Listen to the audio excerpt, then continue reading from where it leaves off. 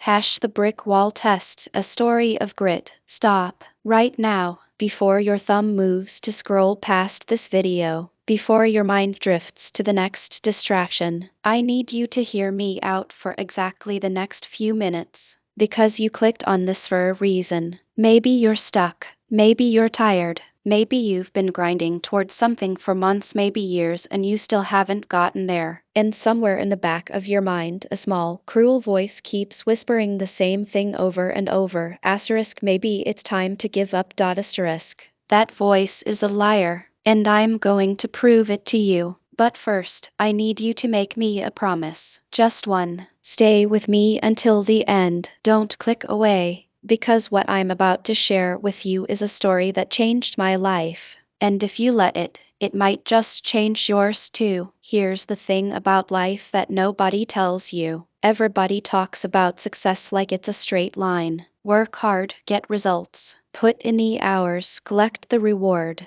But that's not how it works. Not even close. Success is not a line. It's a wall. And every single person who has ever achieved anything meaningful has had to face that wall. Not go around it. Not find a crack to slip through. Face it, head on. This is the story of a man who taught me what it really means to face the wall. His name was David. I met him about 12 years ago, back when I was young and stupid and thought I understood how the world worked. I was 23. Fresh out of college, working as a junior associate at a marketing firm in the city. It was the kind of job that sounded impressive at parties but felt soul-crushing on Monday mornings. I sat in a gray cubicle under fluorescent lights, writing copy for products I didn't believe in, reporting to a manager who hadn't had an original idea in 15 years. I was miserable, but I was also terrified. Terrified of leaving, terrified of failing, terrified that maybe this was just what adulthood felt like, this slow, quiet drowning in beige carpet and recycled air. Every night, I'd come home to my tiny studio apartment, order the same cheap takeout, and scroll through social media, watching other people live the lives I wanted. The travelers, the entrepreneurs, the artists, they all seemed to have figured out some secret that I hadn't. And every night, I'd tell myself the same lie, asterisk, tomorrow I'll make a change, asterisk.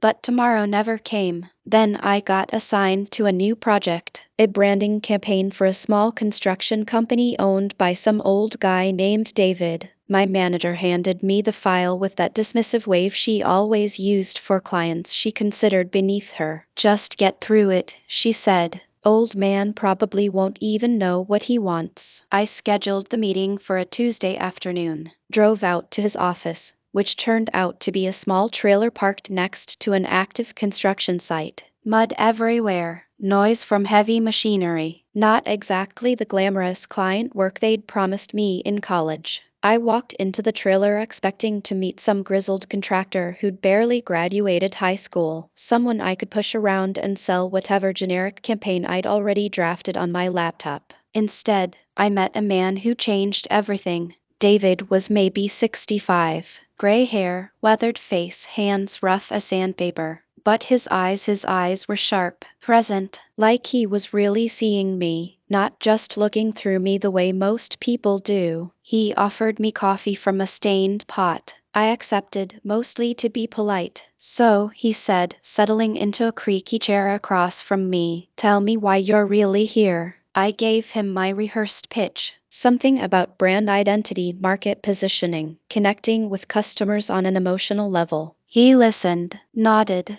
Let me finish. Then he said, that's all fine, but I'm not interested in any of that until I know something about you. I blinked. About me? About you? The person sitting in my trailer drinking my bad coffee. You look like a man carrying something heavy. What is it? I laughed. Nervous. Uncomfortable. I am fine. Just, work stuff. He didn't laugh back, just kept those sharp eyes on me. Let me tell you a story, he said. And this is the story he told me. 42 years ago, David was 23 years old, same age as me back then. Gone, hungry, stupid in all the ways young men are stupid. He had a dream, a ridiculous, impossible dream. He wanted to build things, not houses, not offices, things that mattered. He wanted to look at a patch of empty land and see what could be there, what should be there, and then make it real with his own two hands. The problem was he had nothing.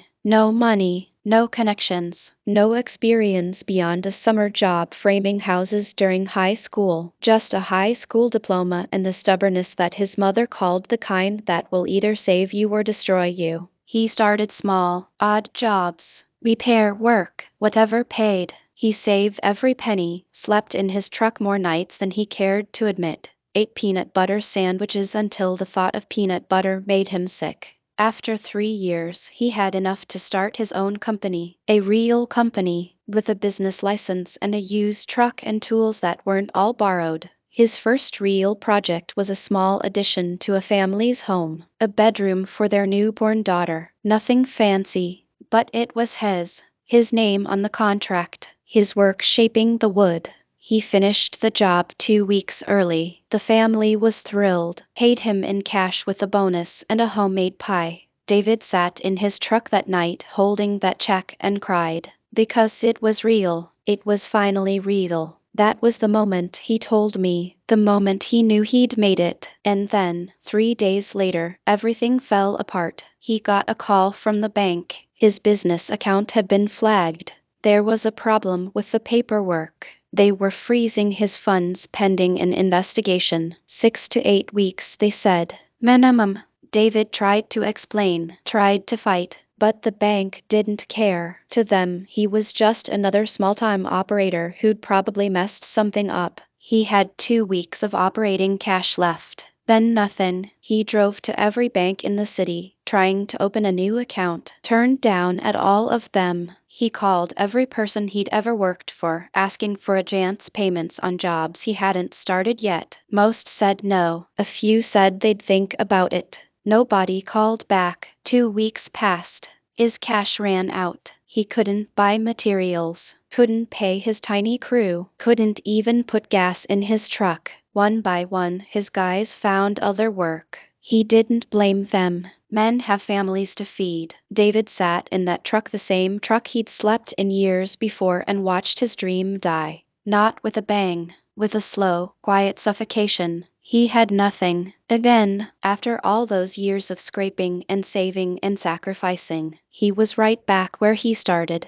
Worse, actually, because now he knew exactly how much it hurt to lose it. Here's where most stories would give you the turn.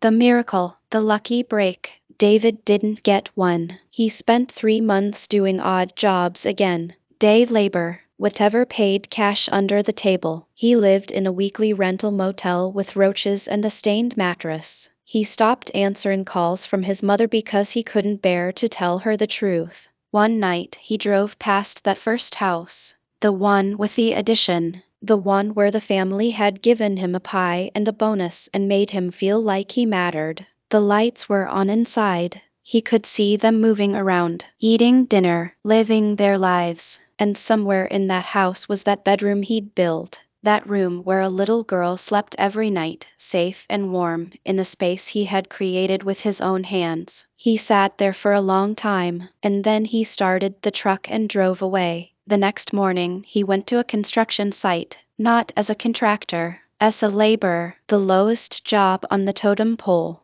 digging trenches, hauling lumber, breaking his back for minimum wage. The foreman was a guy named Frank, old school, hard, the kind of man who didn't ask about your problems because he had enough of his own. David worked for Frank for 8 months, never complained, never talked about his failed business, just showed up every day and worked harder than anyone else. One Friday, Frank pulled him aside. "I know who you are," Frank said.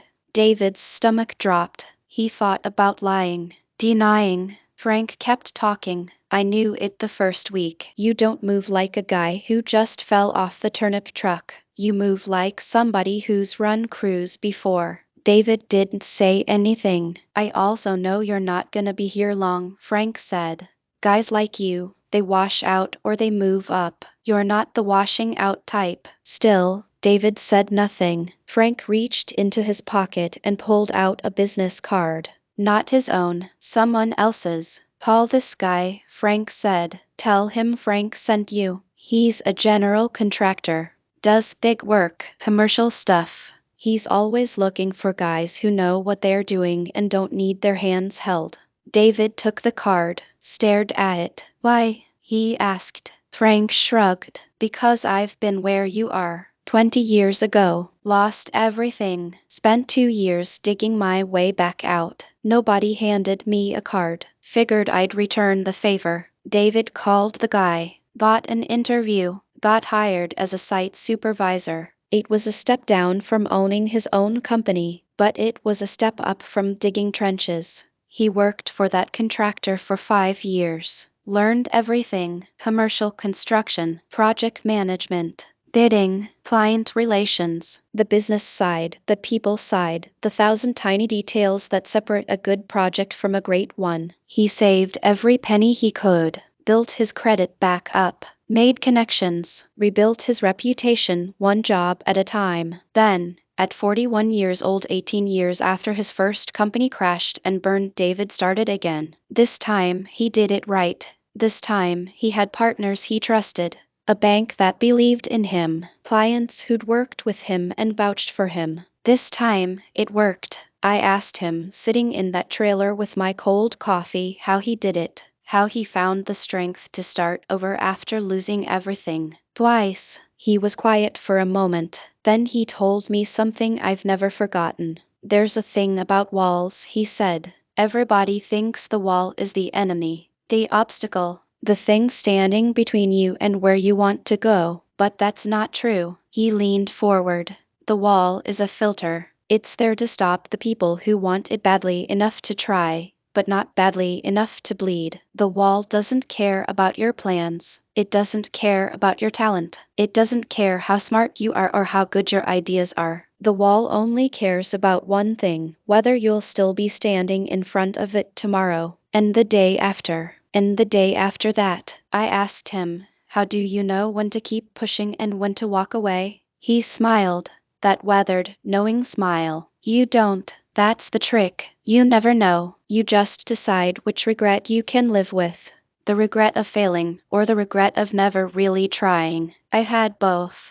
And I'm telling you right now, failing hurts. It hurts bad, but the other one, the never trying, that's a pain that doesn't go away. It just sits there inside you for the rest of your life. I left that trailer a different person than the one who walked in, not because David gave me a magic answer, not because he handed me a roadmap to success, but because he showed me something I'd never seen before: a man who had been broken, completely and totally broken, and had chosen to put himself back together. Not once, twice. Over the next few months, I started making changes, small ones at first, waking up earlier, working on my own projects at night and on weekends, saying no to things that drained me and yes to things that scared me. I quit that job 6 months later. Scariest thing I'd ever done. My manager told me I was making a huge mistake. My parents worried I was throwing away my career. But I remembered David,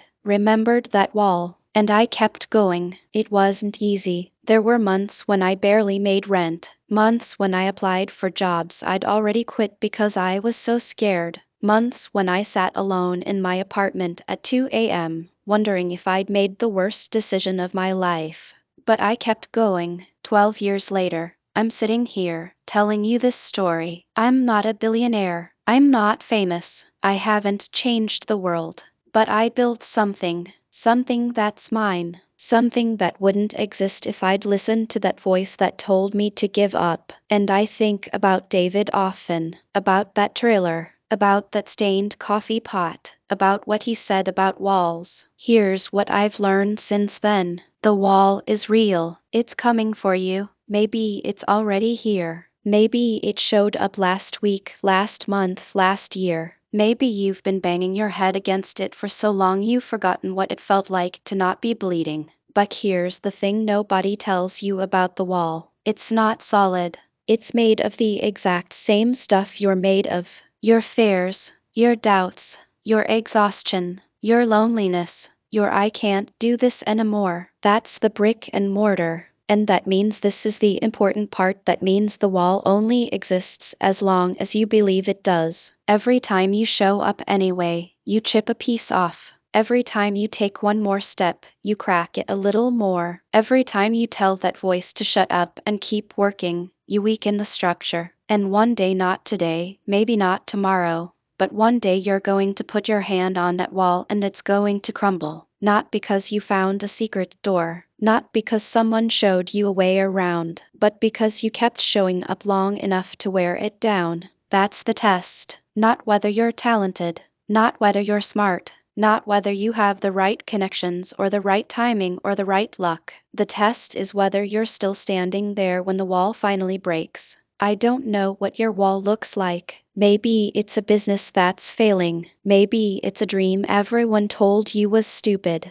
Maybe it's a relationship you're trying to save. Maybe it's just getting out of bed every morning when everything in you wants to stay under the covers and disappear. I don't know your wall, but I know you have one. Everybody does. And I absolutely know that you have more left in you than you think. That voice telling you to quit, that voice telling you it's too late, you've tried too long, you've failed too many times. That voice is not your friend. That voice is the wall talking, trying to convince you to walk away so it doesn't have to fall. Don't listen to it. One more day. That's all you need. Just one more day. And then another. And another. That's how walls come down. Not all at once. One day at a time. I went back to that construction site about 5 years ago. Wanted to thank David. Tell him what his story meant to me. The trailer was gone. The site was finished. A beautiful office building stood where that muddy lot used to be. I asked around, tracked down some of his old employees.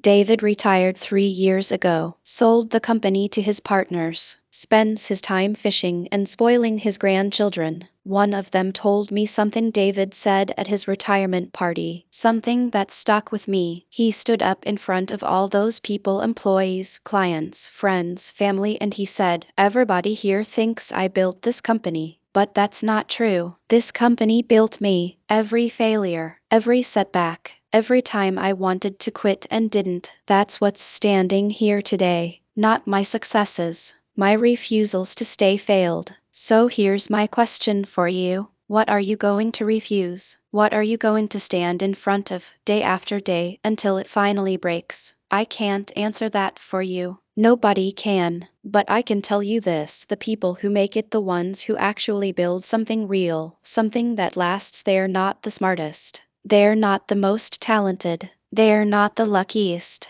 They're the ones who refused to stay failed. They're the ones who understood that the wall is not the end, it's the test, and they passed it by simply refusing to stop taking the test. You're still here. You made it to the end of this story. That means something. That means you're still looking, still hoping, still believing somewhere deep down that things can change. They can, but not if you quit today. So here's what I need you to do right now, before you click away. I need you to make a choice, not a big one, not a life-changing one, just a small one, a tiny one. Choose to keep going for one more day, and tomorrow, when you wake up, choose again. That's it. That's the whole secret. That's the whole thing. One day at a time, one refusal at a time, until one day you look back and realize that wall is behind you, and you're standing in a place you never thought you'd reach. If this story meant something to you, if it stirred something in your chest, if it made you think, if it gave you even a flicker of hope, then I'm asking you for one thing. Hit the like button. Not for me, for you, as a marker, as a commitment, a small way of saying to yourself, asterisk, I heard this, and I'm choosing to keep going, asterisk. Share this video with someone who needs to hear it. You know who they are. That friend who's struggling, that family member who's about to give up. Send it to them. Tell them they're not alone. And if you haven't already, subscribe to this channel, because there are more stories coming, more walls, more people who refused to stay failed, and I want you to be here for every single one. The wall is waiting. What are you going to do about it?